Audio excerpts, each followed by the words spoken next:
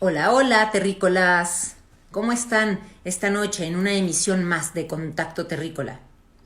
¿Cómo les va a todos ustedes este miércoles 2 de febrero? Me da gusto que ya empiecen a conectarse, curiosos de con quién estaremos hoy, qué terrícola conoceremos. Bueno, hola Armando Herrera, buenas noches.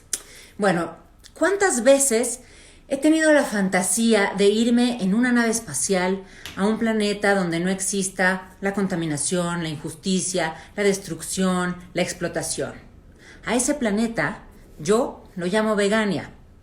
Pero mientras lo descubro o lo construyo, me gusta encontrarme con algunos terrícolas que están haciendo cosas para que esta, nuestra casa, se siga manteniendo o siga siendo un lugar con armonía, belleza y salud.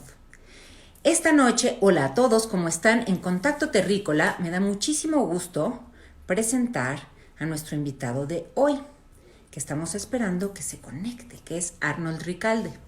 Arnold Ricalde es un muy viejo, no porque esté viejo, está bien, está en su punto, un viejo compañero de batallas, de causas no perdidas, aunque ustedes vieron que ayer casi perdimos la causa, ¿verdad? Pues sí, ayer sí perdimos la causa. Ayer nos cortaron 32 árboles, caray, me hicieron llorar como cada vez que cortan un árbol. Entonces, ay, es una causa muy difícil. Saben que la de los árboles es una causa todavía más complicada que la de los animales, porque los animales causan más empatía, los árboles muchas veces no. Entonces vamos a esperar que nuestro terrícola de hoy, Arnold Ricalde, se contacte. Estoy aquí muy pendiente de ver que Arnold entre para conversar con él. Y bueno, yo les voy a ir contando cómo es que lo conocí. Hola, buen Gómez, ¿cómo estás?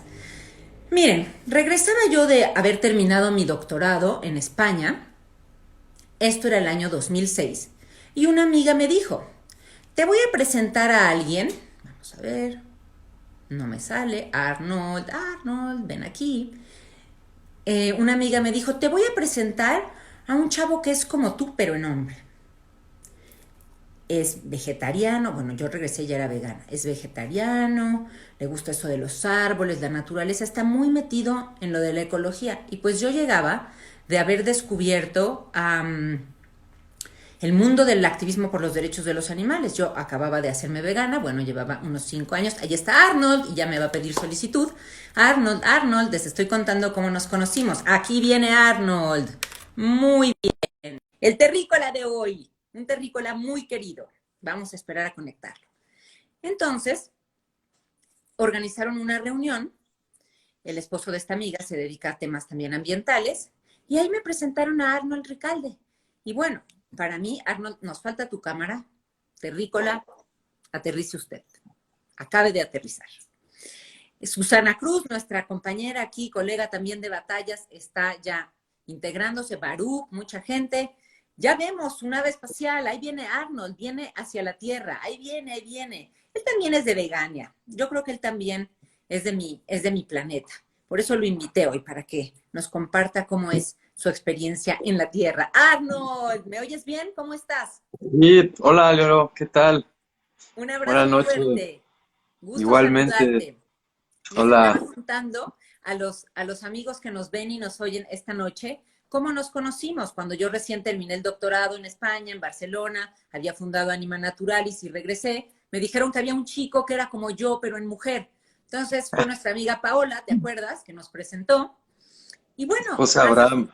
uh-huh, ajá, así es, la esposa de Abraham. Y así surgió esta alianza donde hemos hecho y librado muchísimas batallas juntos. Tú me has presentado a gente clave en el movimiento animalista. Yo siempre te estaré agradecida por eso. Todos tus contactos siempre has sido muy generoso en presentármelos. Y bueno, la razón por la que hoy, en esta aventura que lancé, que se llama Contacto Terrícola, y tú eres el segundo terrícola en participar, por la razón por la que quiero que estés aquí es porque, uno, para que tú te presentes, pero quisiera que en nuestra conversación nos centráramos, uno, por supuesto, en cómo empezaste tú a contactar con el mundo del medio ambiente, es decir, en el activismo, porque la naturaleza, pues todos desde niños, ay, qué bonito el árbol, los animalitos, qué lindo este paisaje. Pero ¿cómo empezaste tú, Arnold, a involucrarte en la defensa del medio ambiente? Y quisiera que más adelante andáramos en cómo no nada más fue un activismo de calle o un activismo personal o de la colonia, sino cómo tú decidiste llevar esto a las políticas públicas. Entonces, por favor, preséntate aquí con los demás terrícolas que están ávidos de escucharte. Gracias, Leonora Esquivel, gran amiga, gran luchadora ambiental por los animales. Es un gusto, un honor poder acompañarte en este Instagram. Y bueno, empecé hace más de 25 años, cuando tenía 18 años, realmente, pues al ver, ¿no? Al salir a la naturaleza, al ver la contaminación en los ríos, tanta basura, tantos residuos, al ver tanta tala inmoderada en nuestro país, y fue saliendo a los bosques, ¿no? Cuando me di cuenta de toda esta injusticia ambiental que estamos viviendo y que evidentemente se ha aumentado, ¿no? Cada vez es más la contaminación, cada vez es más la destrucción, cada vez son más los residuos que vemos en la naturaleza. Esto me inquietó y decidí hacer algo. Yo empecé haciendo campañas de reforestación. Bueno, empecé en la escuela, yo estudié en una escuela que se llama el ITAM, y ahí en el ITAM ya habían varias compañeros, compañeras que tenían un grupo de medio ambiente, el PIMA, Programa Interdisciplinario de Medio Ambiente. Estuve apoyando un poco en ese programa. También hicimos una revista que se llama Urbi et Orbi. En esa revista también estuve apoyando el tema ambiental, tenía una columna ambiental. También durante la universidad organizamos un viaje a Michigan, en Guerrero. Era un viaje tortuguero, justamente para apoyar la cuestión de las tortugas, ¿no? De salvaguardar los huevos, evitar que algún depredador humano se llevara a esta especie, ¿no? Y bueno, fue como empecé. También empezamos a hacer reforestaciones. También estuve un tiempo en el Partido Verde Ecologista, en sus inicios del partido. El partido era totalmente distinto, era un partido en donde había muchas mujeres, niños, indígenas, que después se transformó, ¿no? Al partido que vemos hoy, pero en un inicio era un partido pues con otra vocación un poco más social, más ambiental. Y bueno, obviamente después me salí del Partido Verde. Y bueno, fue así como empecé. Ya dentro del Partido Verde me tocó, junto con Diego Cobo, organizar las juventudes ambientalistas. Hicimos el movimiento juvenil ecologista. Y bueno, tuvimos presencia en la mayor parte de los estados y tratando de hacer acciones, ¿no? Efectivas, acciones concretas, acciones tangibles. El medio ambiente puede ser un poco virtual o puede acabar en foros y discusiones, y a mí siempre me ha interesado, ¿no? Tratar de hacer algo tangible, algo real. Posteriormente estuve en la Cámara de Diputados de 97 a 2000 como asesor del diputado Jiménez Taboada, que fue presidente de la Comisión de Ecología, y de Gloria Lavara, que fue presidenta de Asuntos de la Juventud. Ahí logramos formar el Instituto Mexicano de la Juventud, porque no había un Instituto de la Juventud en México. Y también logramos reformar la ley de ecoturismo. También hicimos en conjunto con el equipo de Julia Carabias la Ley General de Vida Silvestre. Ahí tuvimos muchos debates, ¿no? Con Julia y su equipo en cuestiones de bioética, ¿no? Nosotros estábamos muy en contra de todo el aspecto de aprovechamiento, ¿no? Y más en la parte de animales. Y ahí fue cuando salió el famoso concepto de las UMAS, las unidades de manejo ambiental sustentable. Pero bueno, siempre hubo un poco de, pues sí, un poco de debate, ¿no? En torno a la bioética. Yo respeto y admiro el trabajo de Julia, pero en algunos puntos no estamos de acuerdo, ¿no? Yo también, y en conjunto con Alejandro, objetamos mucho la parte de los ranchos cinegéticos, ¿no? La parte de la cacería. Ellos argumentaban que se requería la cacería para generar ingresos y de esta forma proteger más a los animales. Es un argumento válido, pero desde mi ética, pues cazar por diversión no es ético, ¿no? No es algo que pueda promover y menos poner en la ley. Eh, entonces, bueno, así empecé. Posteriormente, en el año 2000, participé como candidato, Alianza por el Cambio, Partido Verde PAN, en el centro de la ciudad, y gané mi distrito. y tuve la oportunidad de ser diputado y presidente de la Comisión de Medio Ambiente, y ahí afortunadamente hicimos la primera ley de protección a los animales. Es una ley que después tuvo eco en los demás estados porque hicieron leyes similares. Obviamente fue una ley que se fue perfeccionando. En esta ley de protección a los animales sancionamos por primera vez en México el maltrato a los animales. Ya habían algunas normas, ¿no? A nivel federal, pero no relacionadas o específicamente relacionadas al maltrato de mascotas, ¿no? Como animales domésticos. También en esta ley de protección a los animales, creamos el registro de mascotas, posteriormente se creó la Brigada de Vigilancia Animal, gracias al apoyo de Marcelo Ebrard, ¿no? Que ha sido uno de los jefes de gobierno que más en serio se ha tomado este tema de medio ambiente. Y bueno, también posteriormente, ¿no? Ya con Víctor Romo se hizo el Instituto, ¿no? De Protección a los Animales. Y bueno, posteriormente, después de ser diputado, bueno, también hicimos la ley de residuos, hicimos también la PAOT, la Procuraduría Ambiental de Ordenamiento Territorial, que ahorita a cargo de Mariana Boy está bastante activa en materia de protección a los animales. Acérquense a la PAOT, está haciendo una gran labor en materia de protección a animales. Se ha creado esta subprocuraduría también. Y bueno, en otros asuntos, pues sí he estado trabajando mucho el tema de residuos, ¿no? La separación de residuos ha sido uno de nuestros estandartes en la Ciudad de México.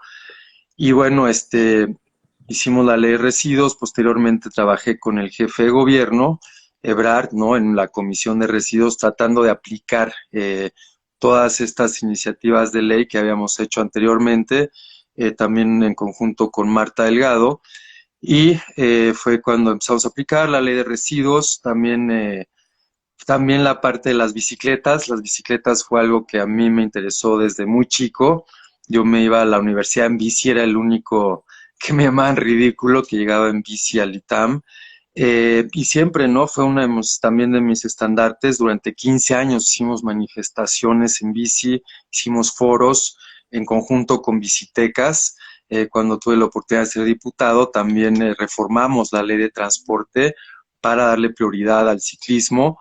También ahí se hizo la primera ciclopista con Claudia Sheinbaum, ¿no? Que era secretaria de Medio Ambiente, con Mireya Imas, que estaba en la delegación Tlalpan, y se logró hacer la primera ciclopista que iba por la antigua vía del tren de México-Cuernavaca, ¿no? Posteriormente, pues también con Marcelo Ebrard, pues ya se implementó, ¿no? Todo el sistema de Covici, el cierre, ¿no? De los domingos, ¿no? En Reforma, muchos otros programas que pues llevábamos 15 años, ¿no? Pues empujando, y cuando entra Ebrard y cuando entra Marta Delgado, pues es cuando se implementan, ¿no? Estos programas, pero que muchos fueron impulsados, ¿no? Por la sociedad civil, y bueno, grupos como el ITDP y CTS pues también coadyuvaron mucho, ¿no? Con la autoridad para justamente aterrizar estos proyectos. Y durante la época de Brad fue justamente eso, ¿no? Que se logró esta alianza, ¿no? Entre la sociedad civil eh, y el gobierno de la ciudad, e implementar muchos programas, ¿no? No solo el de la bici, también de los residuos. Se empezó la Brigada de Vigilancia Animal y muchas otras cosas, ¿no? Muy padres que te digo, fue gracias, ¿no? Esta visión del jefe o ex jefe de gobierno que se logró pues avanzar en la agenda ambiental, yo creo que como nunca, ¿no? En la historia de la Y, ciudad. Y y bueno, creo que vemos, es, perdón, sí, perdón, es que es perdón. importante esta trayectoria porque a veces tenemos el estereotipo de que el activismo es algo que se hace con el corazón y que tiene una escala mínima o un alcance mínimo, ¿no? Y a veces hasta despreciamos un poco a aquellos activistas que en algún momento ocupan un cargo público. ¿Te acuerdas cuando me lanzaste a la aventura de ser diputada federal también? porque era una candidatura ecológica o ecologista, ¿no? Y querían inventarse un personaje y tú dijiste, pues Leonor Esquivel tiene una trayectoria, ¿no? Y sí, hubo un gran desprecio como de cómo vas a dejar la trinchera de la sociedad civil para pasarte a la política, donde todo es corrupción, te van a comprar, etcétera, etcétera. Entonces, escuchar una trayectoria como la tuya es muy inspirador para la gente que nos escucha, porque el activismo debe estar en todas partes y no está peleado tener una profunda convicción de defensa, en este caso hacia el medio ambiente, con ocupar cargos públicos. Porque cuando no ocupamos un cargo público, como es mi situación, nos topamos muchas veces con frustración de que como ciudadano, pues presentamos denuncias, organizamos acciones y siempre hay una ley que frena el que haya una sanción, el que haya un cumplimiento, etcétera. Entonces, creo que lo que tú has sabido hacer en tu trayectoria ha sido convertir esos ideales en políticas públicas reales. No vamos a decir que estamos en lo óptimo ni que hemos logrado todo lo que deseamos, pero se ha aterrizado bastante. Y desde aquí, Arnold, yo te quisiera preguntar, ¿cuál ha sido el obstáculo como activista dentro de la política con el que tú te has topado? Pues digo, ya lo acabas de señalar, la política no siempre es limpia. Y bueno, respondiendo a tus primeros comentarios, pues cuando uno tiene una causa, pues la política se utiliza como una herramienta, ¿no? Estamos actualmente secuestrados por los partidos políticos, de repente dan chance a candidaturas ciudadanas, pero es nuestra política, es nuestro gobierno también y es nuestro país. Yo no voy a dejar que tomen decisiones por mí, que afecten al bien común. Nosotros tenemos que empoderarnos, tenemos que darnos cuenta que la política somos nosotros y que nosotros también tenemos que tomar parte, ¿no?, de las riendas conjuntas y de manera comunal, ¿no?, para guiar nuestro destino, nuestro futuro. No podemos permitir que cualquier persona entre a la política y destruya los bosques, sigan contaminando los mares, sigan maltratando a los animales y nos quedemos omisos, ¿no? No ha sido fácil estar en la política, sí se tiene que tragar mucha porquería, pero bueno, cuando tú tienes un ideal y una causa, todo eso lo puedes sobrepasar, todo eso queda en segundo plano. Y eso, tenemos que usar a la política como una herramienta, no debemos de permitir que secuestren ciertos políticos todas las decisiones. Y yo creo que tenemos que empezar a asumir, ¿no?, estas formas. Ahorita con las redes hay mucho más oportunidades, ¿no?, a que los partidos se hagan lo que Sí. quieran, ¿no? Podemos tener mucho más supervisión, control, injerencia, ¿no? Entonces, pues yo lo he utilizado, ¿no?, como una herramienta. Tampoco son todas las canicas que están ahí. En algún momento estuve en el legislativo, en algún momento en el ejecutivo, también como sociedad civil, también como consultor. Realmente no importa dónde estés, sino la causa que tengas y cómo la utilizas, ¿no? Y al final es juntar, ¿no?, actores. Y cuando nosotros tenemos Eso. esa capacidad, ¿no?, de juntar actores de la sociedad civil, de la industria, del gobierno, entonces se logran las cosas, ¿no?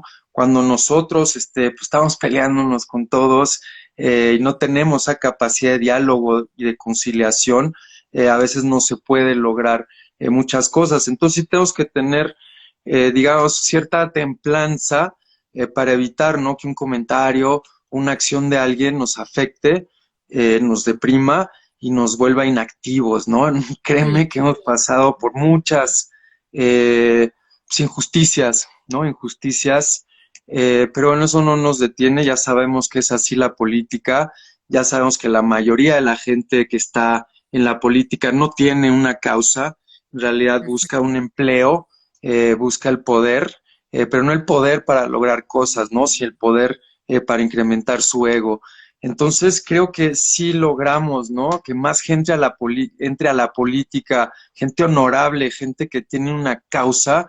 Vamos a ir cambiando en nuestro país y no permitamos, ¿no?, que nos sigan secuestrando los partidos políticos, porque la mayoría de los mexicanos no creemos en los partidos políticos. Sí. Sí creemos en gente, hay mucha gente valiosa en distintos partidos, pero el partido como institución es algo que está total y absolutamente caduco, que se debe de reformar. Ya tenemos las herramientas tecnológicas para transitar hacia otra forma de democracia y que no sean estos sistemas piramidales corruptos en donde las cúpulas partidistas pues negocian, ¿no? En lo oscurito, Mira, sin la cuando mayoría de tú la dices población. esto de utilizar a la política, me gusta porque me acuerdo de muchas aventuras a las que nos hemos lanzado juntos. Creo que la más significativa fue en el 2009, cuando constituimos la plataforma Sin Violencia, porque era una buena oportunidad para prohibir las corridas de toros, que ha sido la cuenta pendiente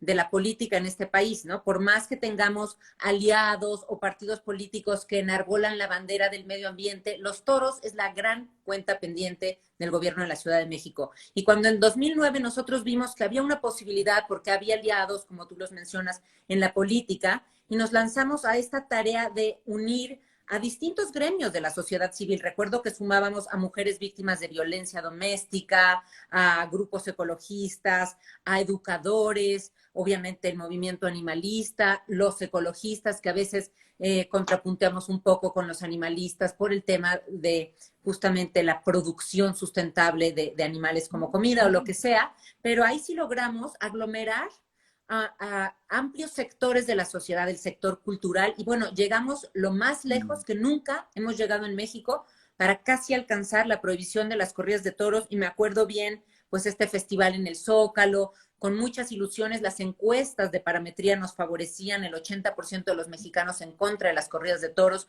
teníamos todo para ganar y como tú dices, en la política a veces hay que tragar muchas cosas desagradables, pero no pudimos con los billetes, con las palancas, con la influencia, pues Oh, de pues quienes apoyan. te acuerdas que esa vez me tocó hablar con el secretario de gobierno en la ciudad, con José, el Sí, cual era una persona muy taurina, pero bueno, él señaló que pues, fue una amenaza, ¿no? De Televisa, de Miguel Alemán, a Marcelo Ebrard, que le dijo, si tú apruebas esta ley, va a haber muchos problemas, ¿no? Y más en la campaña. Entonces fue una amenaza que hizo Televisa al gobierno en la ciudad, ¿no? Amedrentándolo, justamente si prohibía, ¿no? Las corridas de toros en la Ciudad de México. Y bueno, cierta es un pendiente, ¿no? Y es un pendiente ahorita también para la doctora Claudia Sheinbaum. Lo hemos platicado un poco con Marina Robles. Yo la he sentido un poco tibia en el tema. sí. Y bueno, siempre argumentan, ¿no? Querer conciliar. Yo creo que los derechos humanos no se pueden conciliar.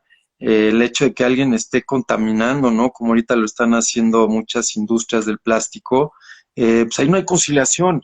Es simplemente dejar No, de contaminar, cambiar tu tecnología o buscar otra forma, pero los sí. políticos convencionales siempre intentan, ¿no? Negociar o llegar a un punto intermedio y cuando se trata de los derechos de los animales o de la contaminación, pues no puede existir ese punto medio porque no No, es hay que soluciones contamine donde solo menos, nos queda la abolición, ¿no? Las claro, prohibiciones, no las es, mediaciones, no las sí, regulaciones. exacto, y no puede ser, es sufre el animal o no sufre, estás contaminando o no estás contaminando. Entonces, no puede existir ciertas negociaciones dentro de la política en donde se está afectando al bien común. Si hay una afectación al bien común o a algún ser vivo, debe de existir, claro, una salvaguarda o alguna prohibición, algo que garantice, ¿no? Los derechos de terceros y al estarnos contaminando, ¿no? El sector plástico y nosotros como humanos Sí, y ahora también que estamos mencionas afectando a terceros.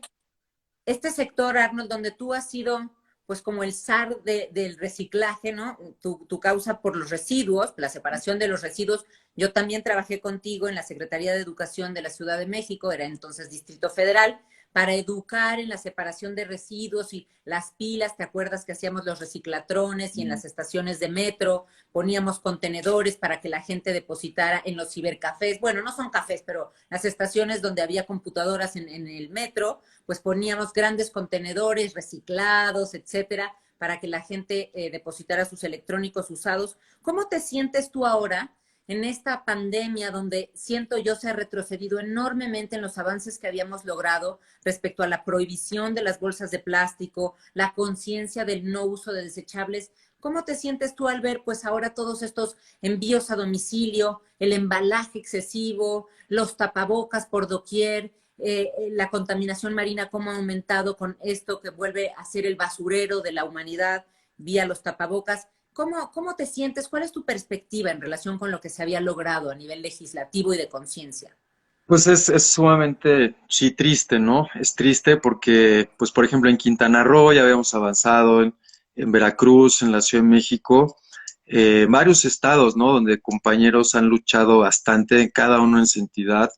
Y bueno, vemos de repente, ¿no? Este retroceso por la pandemia, pero bueno, también lo vemos como una gran oportunidad, ¿no? Quizás tenemos que tocar fondo, ¿no? Para realmente salir y salir con más fuerza. Justamente ayer tuvimos una reunión en el Senado de la República donde cuestionábamos esto y muchos por desinformación y por miedo, ¿no? Que estamos sobreutilizando los plásticos. Llegamos al súper y vemos manzanas envueltas en plástico, ¿no? Sí. Vemos todas estas pues, cuestiones del súper que simplemente con lavar esa manzana, pues ahí perdería el virus como siempre lo hemos hecho, ¿no? Los virus siempre han existido, hay miles, millones de viruses y siempre hemos tenido que lavar las verduras, siempre hemos tenido que lavar las frutas y esto elimina, ¿no? Las bacterias, también existen los desinfectantes, ¿no? Los mejores son los cítricos, los menos contaminantes, que no contaminan. Y hay formas, ¿no? Alternativas para evitar el contagio. Podemos ser inteligentes sin estar contaminando. E igual, ¿no? Vemos como en buffets o ciertas cosas que te traen un plástico, ¿no? Encima y se pueden utilizar estas charolas, ¿no? Donde tú tapas la comida, Los no es cubiertos y desechable. bolsitas, ¿no? Mm, entonces es realmente triste, ¿no? Pero te digo, también esto, la gente no es tonta y la gente también ya está dando cuenta que estamos haciendo un sobreuso del plástico y que esto nos va a afectar más en un futuro, ¿no? Si esta pandemia nos afectó, pues quiero ver la pandemia por microplástico, por llamarle de alguna forma, que se puede generar en nuestros organismos. Estamos ya encontrando, ¿no? Minúsculas partículas, nanopartículas, ¿no? De plástico en el organismo humano. Esto ya es una realidad y se está empezando a bioacumular, ¿no? Estamos viendo miles, quizás millones, ¿no? De aves y peces muertos porque están llenos de plástico en su interior. Nuestro proceso de afectación a la salud es mucho más lento, ¿no? Porque el bioplástico que ingerimos como humanos se está bioacumulando, ¿no?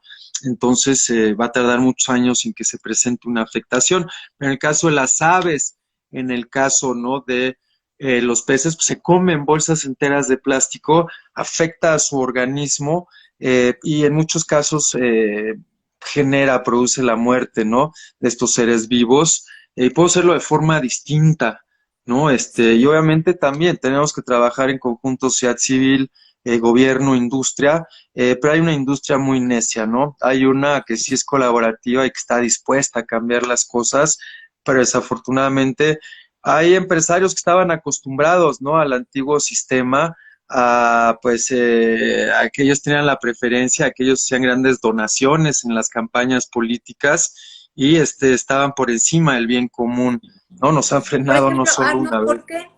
¿por qué ha costado tanto tiempo el ordenar el sistema de recolección en nuestra ciudad, en la separación de residuos? ¿Por qué? Porque para el ciudadano son dos áreas, yo veo. El ciudadano que dice, es que la basura, el camión todo lo mezcla, entonces, ¿para qué lo separo yo? Hay lugares donde la recolección es terciada y efectivamente uno puede separar su basura, ¿no? O sus residuos. Pero hay esta apatía, por un lado, de la sociedad de, pues yo para qué si el camión todo lo junta o aunque lo junte el camión, yo se lo doy en bolsa en lugar de solamente vertir nuestro bote de basura en la zona de los orgánicos. Pero también hay esta creencia como de que estamos dejando sin trabajo. Se lo preguntaba a nuestra invitada anterior, que tiene el objetivo de zero waste, que sabemos que es imposible, pero es un anhelo de todos nosotros. ¿Qué pasa ahí? ¿Es un tema de educación? ¿Es un tema de políticas públicas? ¿Es un tema del gremio de los recolectores de basura? ¿Por qué no hemos podido avanzar en tener un sistema de recolección de primera en nuestro país? O al menos de segunda, pero no estas cosas surrealistas que vemos día a día de hombres sin uniforme, con las manos negras, durmiendo en los costales de PET. O sea, ¿por qué no hemos podido avanzar ahí? ¿Cuál es tu interpretación, tu radiografía de esto? Pues lo que me ha tocado vivir en mi experiencia es que hay un sindicato, ¿no? Muy fuerte de trabajadores de limpia, compuesto por más de 15,000 trabajadores más 7,000 voluntarios.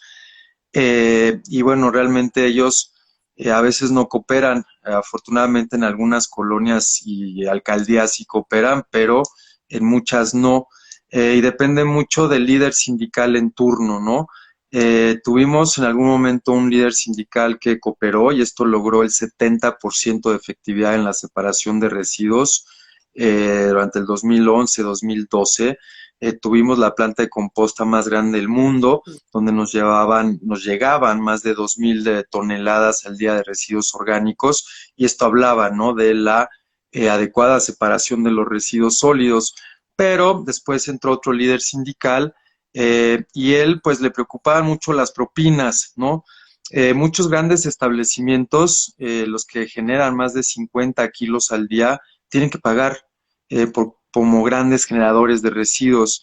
Entonces, los que hacen los trabajadores de limpia les dicen, ¿sabes qué, maestro? Pues tú no pagues, ¿no? Tu plan de manejo no le pagues a la Secretaría del Medio Ambiente, mejor, ¿sabes qué? Dame 1,000 pesos al mes a mí, ni siquiera tienes que separar tus residuos, yo te resuelvo el asunto, ¿no? Es un asunto Ya, de corrupción, eso. y el Qué bueno que corrupción lo se señalas así. llama el Sindicato de Trabajadores de Limpia, aunque hay gente ahí bastante honrada y hay gente muy trabajadora y tengo ahí muchos amigos, pero hay gente que está impidiendo, ¿no?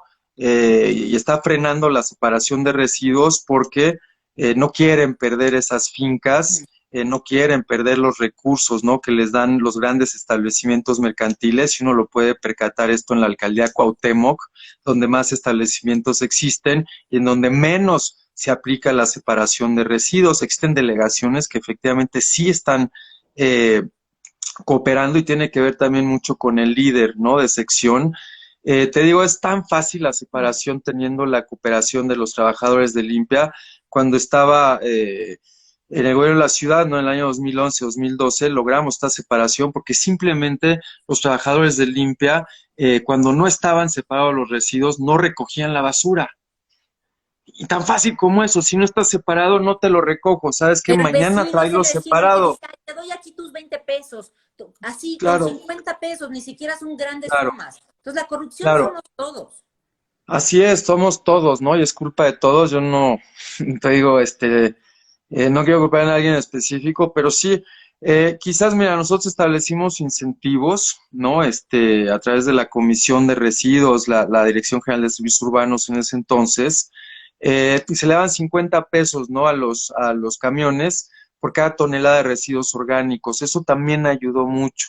Mm. Desafortunadamente, cuando entró Mancera, este beneficio o este incentivo se perdió, y con eso también se fue para abajo la mitad de la separación de residuos en la Ciudad de México. No fue prioridad para Miguel Ángel Mancera la separación de residuos. Él le apostó toda la incineración, ¿no?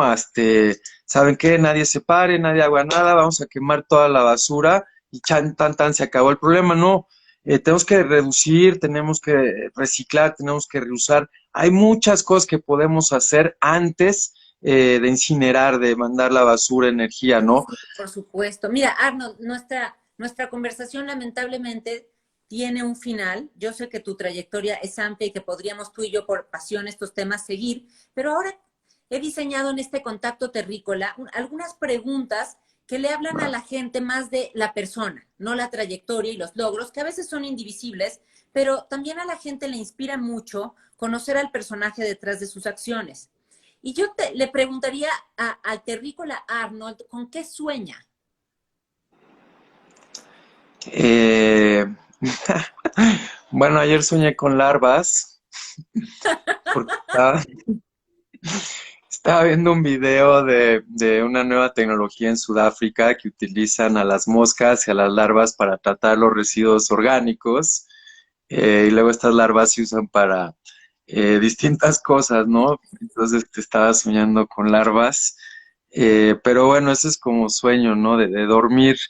Mi sueño, pues eso, con que haya más armonía, ¿no? Con que haya un respeto hacia la vida, que haya realmente un respeto hacia los animales, hacia los árboles, hacia el agua, hacia todos los elementos, ¿no? Que se vean como algo sagrado, que se vea la tierra, ¿no? Como un ser viviente, como un ser que nos da todo lo que tenemos y que desafortunadamente pues nosotros le damos pura contaminación, estamos extrayéndole, ¿no? Constantemente recursos naturales y no existe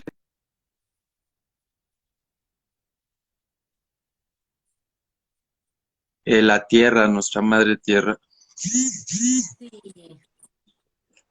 Que es justo lo que yo al inicio, antes de que entraras, les comento siempre en esta serie de Contacto Terrícola, que yo sueño a menudo con un planeta que yo denomino Vegania, es como mi utopía, ¿no? Este lugar sin contaminación, sin maltrato, sin explotación, y obviamente no solamente comprende a los animales no humanos, ¿no? Comprende seres humanos que vivamos plenos.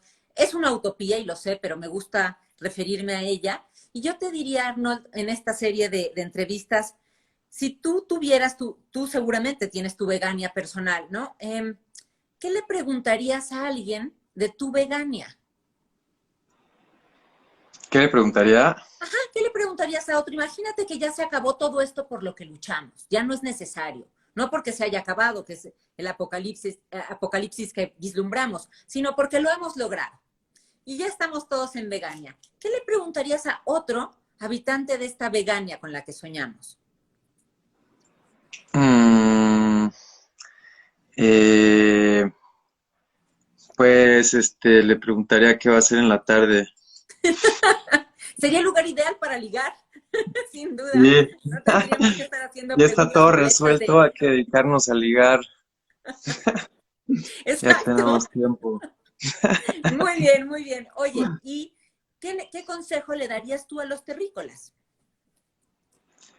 A los terrícolas que no están en Vegania o que sí están en Exacto, Vegania. a los terrícolas que no están en Vegania. Ya lo estamos viendo todo desde la óptica de... Eso, que finalmente nosotros estamos creando, ¿no? Siempre nos van a decir que no se puede, nos van a decir que es difícil, que ahorita no, que esto no es posible. Y Ujú. eso, que se aferren a sus sueños. La mitad de los sueños se logran, ¿no? A través de nuestra intención y la otra mitad es el universo, ¿no? Son las circunstancias, es la energía, es la fuerza, como ustedes le quieran llamar, pero que se la crean. En el momento en que dejen de creer, pues no se va a cumplir. Cuando tú lo creas, lo crees, lo creas, ¿no? Lo decía mi compañero, mi amigo Santiago Pando, ¿no? Creer es crear, ¿no? Y nosotros estamos construyendo el planeta, ¿no? Y esa es física cuántica también. Entonces, si nosotros logramos creérnosla suficiente, tenemos el poder de manifestarlo, pero el momento en que dejas de creer, no se va a materializar. Entonces, eso, que nunca pierdan sus sueños, Así es. para poder materializarlos. Y mira, me das gasolinita, porque ayer con esto que te compartí de los 32 árboles derribados aquí en la Benito Juárez, se me había acabado la esperanza, pero es cierto, mientras uno siga soñando con un planeta en un mejor estado, pues va a ser imposible dejar de hacer cosas por inútiles, entre comillas, o infructuosas que a veces percibamos que sean, porque lo que realmente se gesta en espacios como este que estamos tú y yo ahora es inspirar, inspirar, y creo que es la tarea fundamental de los activistas, inspirar, construir, crear, transformar. Y en esta serie de Contacto Terrícola tengo también la dinámica de que el invitado anterior deja una pregunta para que la responda el terrícola siguiente. Y Claudia Goes Green, que se dedica mucho al tema de zero waste, te digo, y a dar consejos prácticos de cómo vivir sin generar tantos residuos, usar menos contaminantes, etcétera, lanzó la siguiente pregunta que te toca a ti responder, es ¿cómo vislumbras el futuro? ¿Cómo vislumbro el futuro? Pues a mí me gustaría visualizar lo positivo, me gustaría visualizarlo en la gente viviendo en comunidades sustentables, en pequeñas células autopoyésicas, como le dice Paco Ayala, en donde Ajá. vivamos con ecotecnias, en donde podamos vivir, ¿no? En armonía con la naturaleza, en donde haya pues, muchas áreas verdes, mucha agua, en donde exista mucha abundancia, en donde se trabaje con la cooperación, en donde existan escuelas de paz. Me imagino un poco como Auroville en la India. Tuve la oportunidad de visitar esta increíble ecoaldea antes de la pandemia en la India. Y bueno, realmente es sorprendente, ¿no? Lo que se puede lograr cuando existe la cooperación, cuando existe la inteligencia colectiva, cuando se definen los roles, ¿no? De cada quien y todos se sienten útiles y se Sí. logra esta comunidad, ¿no? Que es la común unidad, ¿no? Yo me imagino el futuro como Qué comunidad bonito. y, y en donde no hay sufrimiento, ¿no? Hacia otros seres vivos, en donde logramos, ¿no? También eliminar el plástico desechable de los mares, la basura, la contaminación atmosférica, y en donde eso, ¿no? Existe la cooperación, donde no estamos trabajando bajo la competencia o la acumulación, sino bajo, ¿no? Pues buscar, ¿no? La armonía entre nosotros y los seres y la tierra. Bien, bien. Y ahora es tu turno de formular una pregunta para el siguiente invitado, la que tú quieras. Yo la ¿Sabemos? anoto y se la hago al siguiente. Muy Sí, bien, es mi Sandra pregunta. Segovia, que tú la conoces. Ah, Sandra. Pues eso, mi pregunta sería, ¿cómo poder ser congruentes para impulsar nuestras Mm, causas? difícil virtud, ¿verdad? Sí, eso es creo que algo, a mí me cuesta, ¿no? Y hay muchos retos que me faltan por lograr, pero he intentado, ¿no? Vivir en la congruencia desde mi casa. Como ven, tengo una casa de adobe, una casa en donde se capta el agua de lluvia, tenemos parte de la energía solar, por eso no hay mucha luz, porque son LEDs, ¿no? Que consumen 2, 3 watts de energía, en donde capturamos el agua de lluvia, en donde tengo, perdón, un biodigestor para tratar el agua, en donde ahorita estamos construyendo un baño seco, eh, con Aguilina, con Yetro, con otros compañeros, en donde, pues eso, podamos ser realmente un poco vivir lo que estamos pregonando, ¿no? Lo que estamos incentivando, tratar de ser lo más congruentes posible. Eso también hace que nuestra voz tenga mucho más fuerza. Les digo, no es tan fácil. A mí me ha costado, ¿no? Muchísimos años ir haciendo la transición, ¿no? De andar lo menos posible en coche. Aquí en Tepoztlán es difícil porque vivo en la montaña. Pero bueno, en la Ciudad de México realmente ya tenía todas mis actividades, ¿no? Las hacía caminando, las hacía en bici, las hacía en metro. Y eso, ¿no? Tienes que ser congruente, empieza por ti mismo, ¿no? Si no empezamos por nosotros mismos a generar esos cambios, es muy difícil pedirle a los demás que lo hagan. ¿No? Entonces, cuando nosotros generamos esto en lo tangible a otras personas, y eso, busquemos Eso. acciones tangibles, por más pequeñas que sean, ¿no? Ayudemos a nuestra comunidad. Yo sé que la conciencia empieza por uno mismo, pero tenemos que ir, ¿no? Hacia el exterior, qué está pasando en nuestra comunidad, qué está pasando en nuestra colonia, ¿no? ¿Qué está pasando con el río que antes pasaba o sigue pasando? Tenemos que voltear a ver a nuestro entorno, ¿no? A nuestra cuenca, el agua, el pueblo, ¿no? Cómo podemos ayudar, cómo podemos involucrarnos para ser proactivos, porque bueno, estarse quejando solamente no nos va a llevar a ningún lado. Tenemos que ser civilizonarios, como lo decía el querido Víctor Toledo, ¿no? Crear una nueva ciudadanía, ¿no? Proactiva, que empiece por la congruencia, que se relacione distinto, ¿no? Con el entorno desde qué está comiendo, cómo se está transportando, qué productos se está utilizando, ¿no? Pues sí, Tienen lo que mucho. sabemos, exacto. Ujú, Y muchos de nosotros ya lo sabemos, pero nunca está de más este recordatorio y creo que, o sea, más bien estoy convencida de que la gente no se queda tanto con lo que le dices, sino cómo y quién se lo dice. Y creo que nosotros como activistas, esta responsabilidad que tenemos es compartir, uno, la información que hemos obtenido, que buscamos, pero además con nuestro estilo de vida, con nuestra honestidad, pues ser ese ejemplo para otros, para hacer esto una cadena, ¿no? Como redes de sanación donde lo que alguien me dijo lo puso en práctica y entonces inspira a otra claro. persona, etcétera, etcétera. Entonces, estos episodios de Contacto Terrícola para mí son justo como ese espacio de gratitud, de compartir con colegas, algunos los conozco, a la mayoría de ustedes los conozco, a los otros me los han recomendado porque es parte de esta dinámica de si tú conoces a alguien y tú, Arnold, eres obviamente el experto en esto, recomiéndame personas, sobre todo hombres, porque es tristísimo que tengo una mayoría de mujeres en Contacto Terrícola y no hay muchos terrícolas masculinos, o del género masculino más bien, o del género varón, o como se diga hoy día, para entrevistar, y eso es muy triste. Entonces, estamos necesitando también que esta energía masculina se ponga al servicio de las causas, de las causas de la naturaleza, de los animales. Ha sido un placer enorme platicar contigo, sabes que eres de mis personas favoritas. Cuando yo tenga Tú mi también. ecoasilo, que es mi sueño, a mí nadie me lo ha preguntado porque no soy entrevistada, pero mi sueño es el ecoasilo, que es vivir en comunidad, como tú lo dices, con gente afín, con gente que tenemos un estilo de vida similar y con ideales compartidos, y tú serás un día mi vecino en el ecoasilo. Entonces, Ah, bien. te mando un abrazo bien fuerte a todos los terrícolas que estuvieron esta noche aquí. Les agradezco su tiempo y recuerden que los verdaderos terrícolas cuidamos el planeta que habitamos. Muchas gracias a todos. Buenas noches. Hoy Arnold Ricalde. Un abrazo y nos vemos el próximo miércoles a las 7 de la noche. Gracias. Abrazo fuerte. Adiós. Adiós, Leo.